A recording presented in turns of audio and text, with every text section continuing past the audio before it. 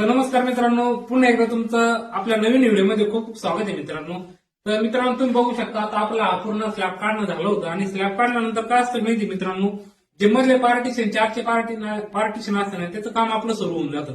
कारण की आपण काम करताना चार जी आउटर साईड असते ते 9ची बांधत असतो आणि जे मधलं असतं ते 4चं आपण स्लॅब काढल्यानंतर बांधत असतो. तर आता आपल्यासोबत राहुल मिस्त्री आपल्याला एकदम सोप्या भाषेत सांगणार आहे की आपण 4ची भिंत बांधताना कशा प्रकारची काळजी घेतली पाहिजे जेणेकरून त्याला तडे वगैरे काही गेले नाही पाहिजे, स्क्रॅच गेले नाही पाहिजे, ते जाऊ नये म्हणून आपल्याला राहुल मिस्त्री एकदम सोप्या भाषेत सांगणार आहे आपण कशा पद्धतीने त्याची काळजी घेतली पाहिजे.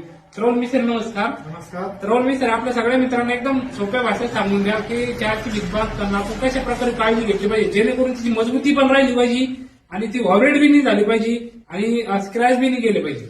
सर्वात प्रथम ज्यावेळेस आपण 4ची भिंत बांधणार त्यावेळेस आहे ना आपल्याला कॉलमला अशा की म्हणजे टाचे मारून घेणं फार गरजेचं आहे. त्याच्यानंतर असं प्युअर माल त्याला प्लास्टर सारखा मारून बांधकाम करणं गरजेचं आहे. त्याच्यानंतर आपण पाटली म्हणतात, कोणी कुपिन म्हणतात, ज्यावेळेस ते पाटली अशी टाकीतो आपण तर सर्वात प्रथम इकडे येऊ शकता तुम्ही, त्याच्यामध्ये आपल्याला अशी गज टाकणे जेणेकरून आपल्या जे 4चं बांधकाम ते अत्यंत मजबूत आणि टिकाऊ राहणार आहे.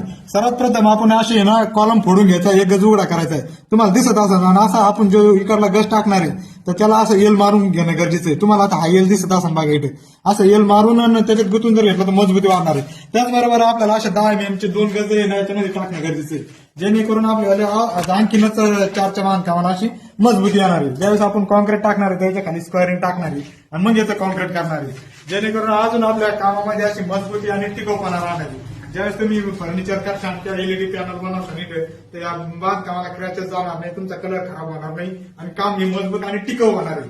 का तडे नाही गेले म्हणजे आपली कामाची क्वालिटी वाढणार आहे आणि मजबूती वाढणार आहे. या हिशोबाने तुम्ही तुमचं काम करू शकता आणि मजबूत करू शकता. तर ठीक आहे मित्रांनो, राहुल मिस्त्रीने जसं ज्या पद्धतीने आपल्याला एकदम सोप्या भाषेत सांगितलं की ज्यावेळेस बी आपला कॉलम असेल तर कॉलम शेजारी ज्यावेळेस आपलं भीतीचे जॉईंट येणार आहे, भीतीचे जॉईंट आल्यानंतर आपण कशा प्रकारे त्याची काळजी घेतली पाहिजे जेणेकरून आपल्याला तडा बी जाणार नाही आणि तडा न जाणार. आणि ज्यावेळेस आपण ही पाटली टाकतो ती आमच्या भागात पाटली म्हणतात, तुमच्या भागात काय म्हणतात तुम्ही आम्हाला कमेंट करून नक्की सांगा. तर ज्यावेळेस आपण अशी पाटली टाकतो ना मित्रांनो, तर सगळ्यात महत्वाचं काय असतं माहिती का, आपल्या जी 4ची भिंत असते तिची मजबूती इतकी खतरनाक होती, तुम्ही हिला असा हल्लवी किंवा हिला लादी मारली ही पडू शकत नाही, कारण हिची मजबूती वाढून जाते. आणि सगळ्यात महत्वाचं म्हणजे ज्यावेळेस इथं जॉईंट असतो जॉईंटवर त्यांनी इतक्या जबरदस्त प्रकारे तो यल मारून त्याच्यामध्ये त्या कॉलमच्या गादामध्ये गुंतून घेतला. त्याच्यामुळे काय आलं माहिती का, इथून आपला स्क्रॅच बी जाणार नाही आणि हिला सपोर्ट पण भेटून गेला. म्हणजे दोघीचा जो सावतारपणा आहे तो राहिला नाही, तर दोन्हीचा एक जीव होऊन गेला.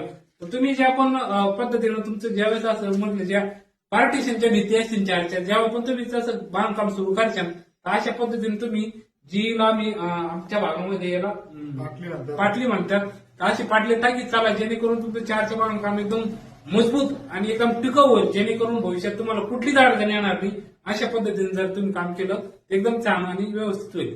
मित्रांनो, व्हिडिओ कसा वाटला नक्की सांगायचं आहे मित्रांनो, आणि सगळ्यात महत्वाचं म्हणजे तुमच्या नवीन घर बांधणाऱ्याकडे आपला व्हिडिओ पोहोचवायचा आहे मित्रांनो. तर धन्यवाद मित्रांनो.